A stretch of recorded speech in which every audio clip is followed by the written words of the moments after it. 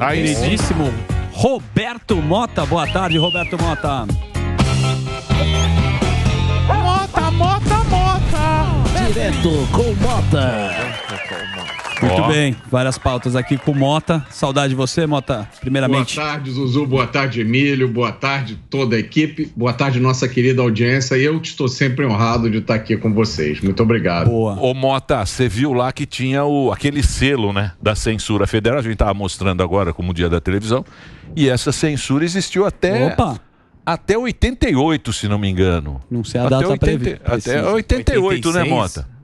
Quando? 86? Eu acho que foi censura mesmo, deve ter acabado lá por 84, 85, né? Quando voltou a democracia ao país com o fim do regime militar. Eu acho que foi até um pouco antes disso. Aquela censura mesmo. Não, essa de ter que ter o selo... Tem que ter o selo da programa aprovado pela censura federal. Sim. Era uma voz assim que fala. Só que antigamente o que acontecia era diferente, porque hoje em dia a pessoa em questão ela é excluída de tudo, né? Porque essa censura, você falava, ó, eu vou falar sobre, sei lá, jogo de futebol do Flamengo. Aí você mandava pro censor, aí fala, não, do Flamengo você não pode falar. Aí você fala, bom, então posso falar do Flamengo, vou falar do jogo do futebol do Corinthians. Aí você abriu o seu programa e fazia. Hoje em dia o cara some. Você sabia de onde vinha também, ele né? Desaparece, ele some. Você sabia o nome do cara que tava na essa censura nova, né, que eles chamam de cancelamento, é muito mais cruel, não é, o Mota? Muito mais, Emílio, até porque naquela época, em geral, a censura ia na obra. Então você escrevia uma novela... A sua novela tinha alguns capítulos censurados.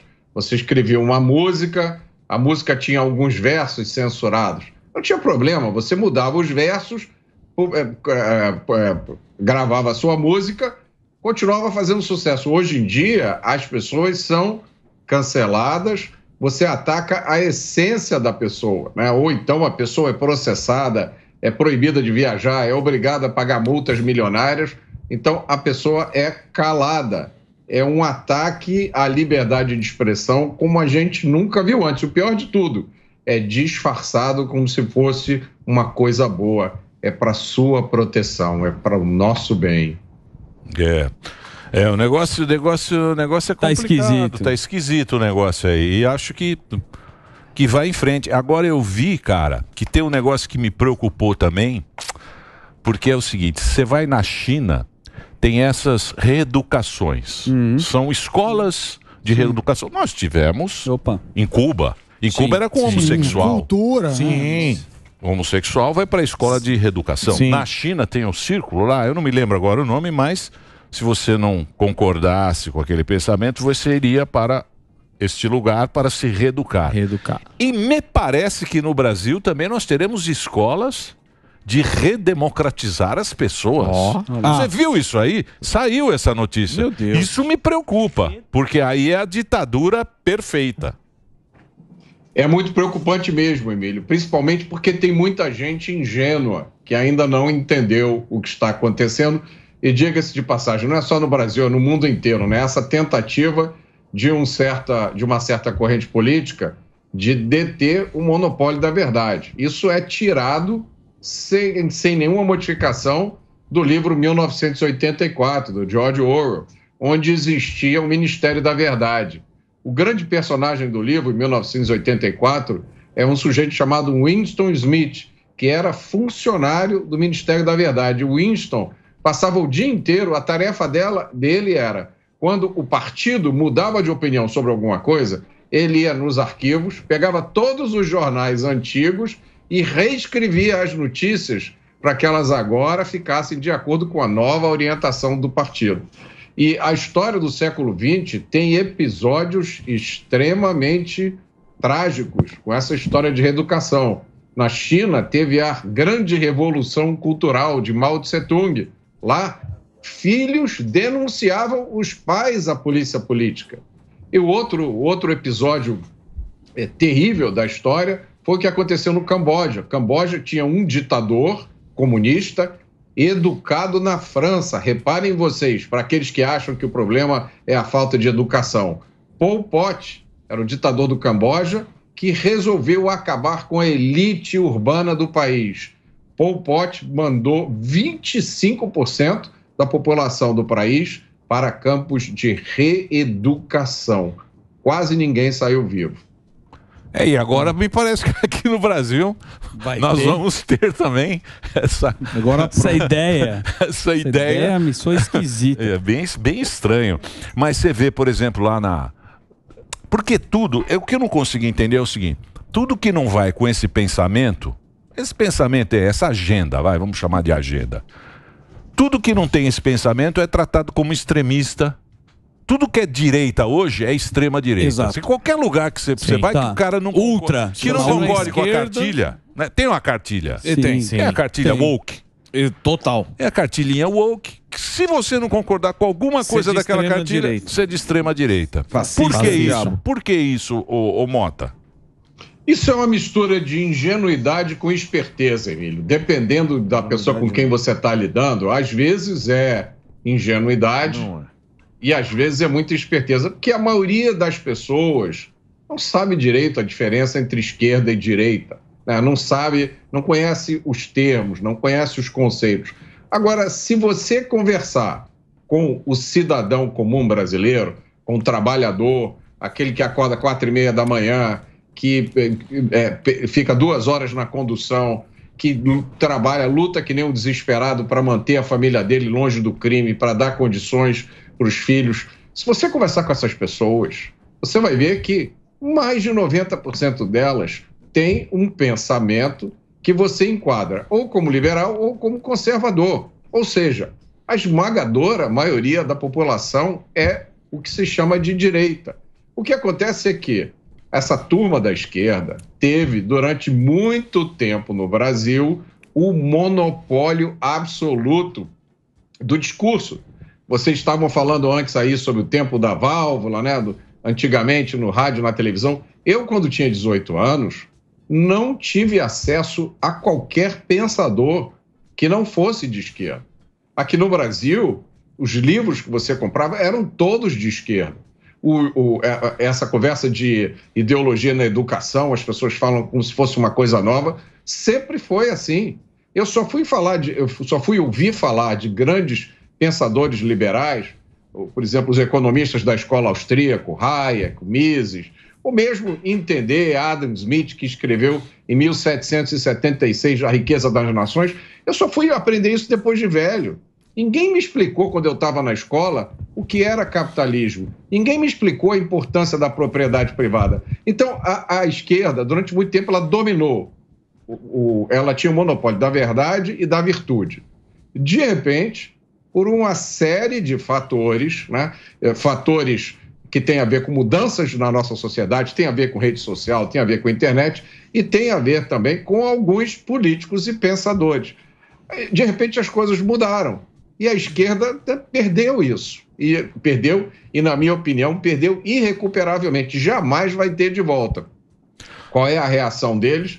É usar o método que eles sempre usaram em épocas semelhantes da história, demonizar o adversário. Então, quem não pensa como esquerda, os esquerdistas dizem, nem gente é. Você vê os adjetivos que eles se usam para referir a quem não é de esquerda. Né? Muito bem, eu vou fazer um break agora, tanto para a esquerda quanto para a direita. É um break é fatal. É um break democrático. Aqui na Globo. Na Globo também tem break. Para todos. Break é para todos. Então, Reginaldo, pode fazer o break, por gentileza, Reginaldinho. Muito bem. Ô, Mota, mas você não acha que isso aí, porque a gente está falando em relação aos políticos, né? Você não acha que a elite brasileira também, que sempre não tem muita ideologia, ela vai para onde tiver o negócio? Você não acha também que a elite é uma coisa que vai mudar com o tempo? A elite brasileira, ela meio que vai em qualquer barco, né? Depende do que você chama de elite, né? Quem manda? Deixa eu te dizer manda? Olha, a elite, quem manda, na minha opinião, poucas das pessoas que realmente mandam, que têm poder, têm ideologia. O negócio deles é poder. Se você parar para olhar, o sujeito, quando ele vira... Vamos dar um exemplo aqui, os ditadores. Se você olhar os ditadores do mundo, qual é a diferença de um ditador que chamam de direita, né, para um ditador comunista ou socialista? Nenhuma. O negócio dos poderosos em todas as épocas do mundo sempre foi o poder. Eu quero ficar aqui, eu não quero sair daqui. Então, essa turma de poderosos, no meu entender, raríssimos são os que têm ideologia. Eles querem que não mexa na parte deles.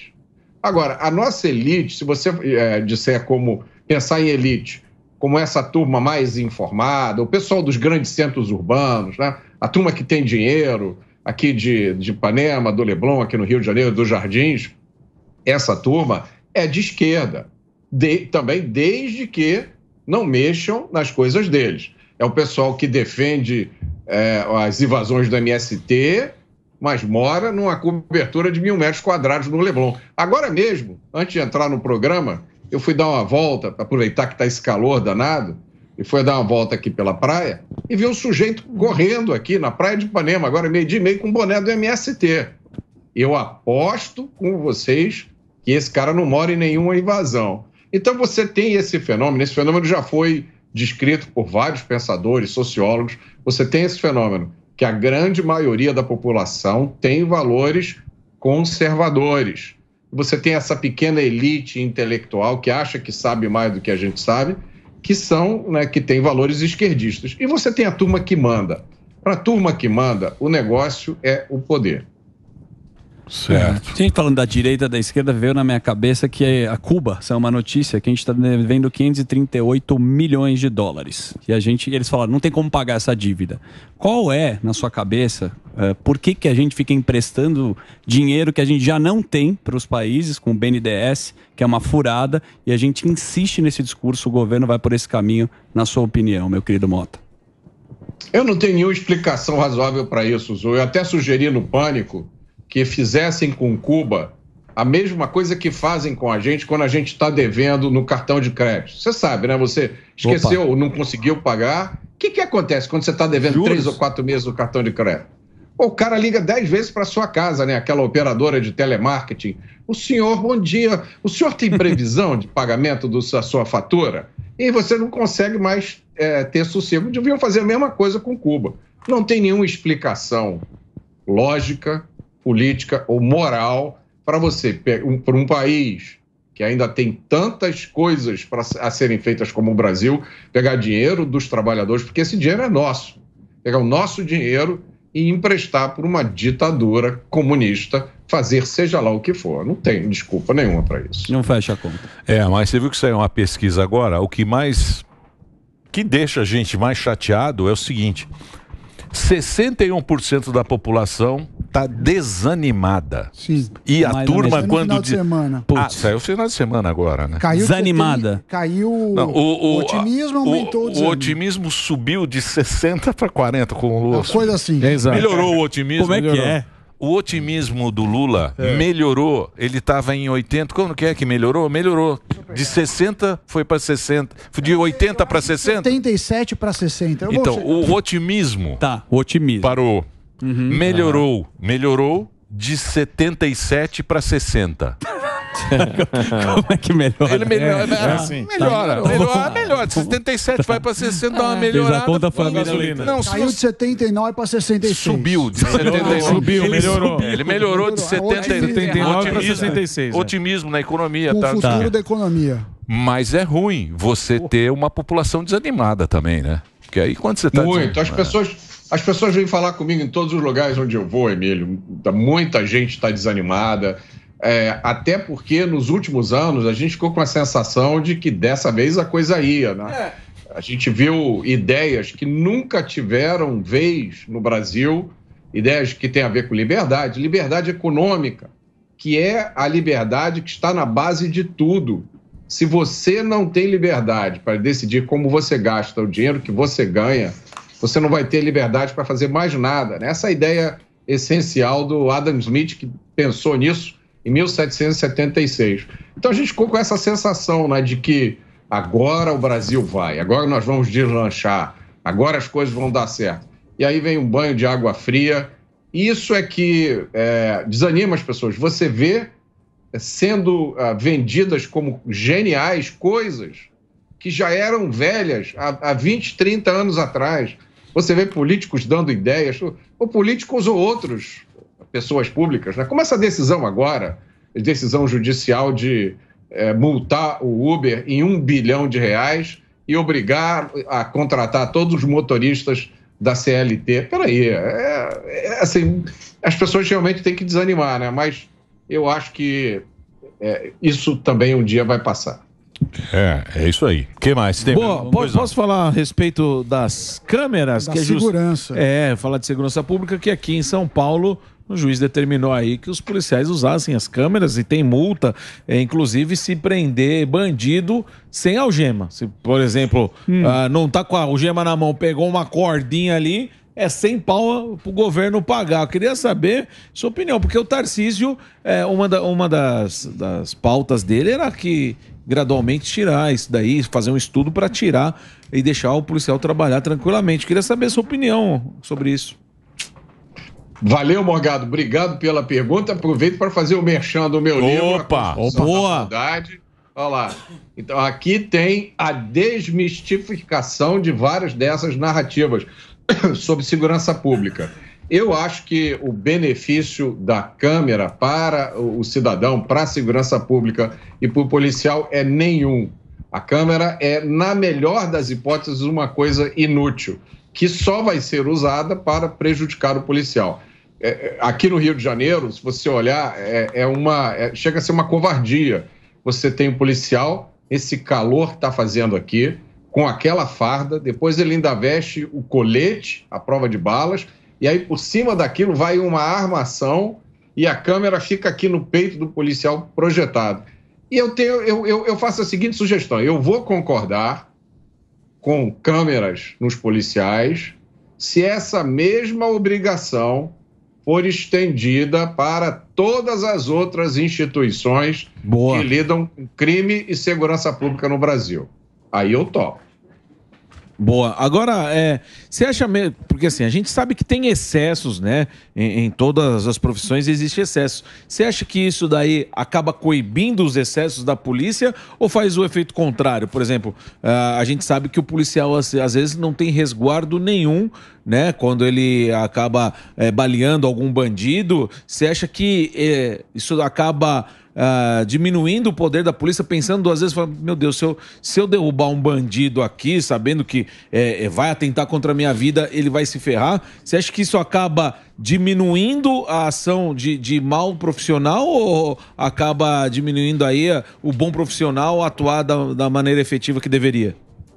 Isso é mais um fator de intimidação, Morgado. Você está certíssimo. O policial hoje, ele tem que pensar 20 vezes antes de tomar uma ação. O problema é o seguinte: ele tem 3 segundos para resolver o que ele vai fazer.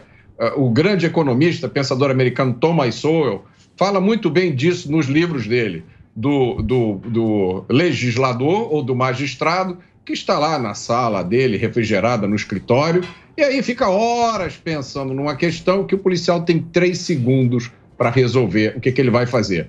Então, você virou uma curva numa comunidade, encontrou uma pessoa, você tem 3 segundos para resolver se o que está na mão dela é um pedaço de pau, um guarda-chuva ou uma arma. Se você decidir errado, as suas penalidades são: o seu nome está no jornal no dia seguinte e você é chamado das piores ofensas, ou você leva um tiro, fica paralítico ou morre. Essa é a realidade do policial, né? Câmera impede, inibe maus profissionais?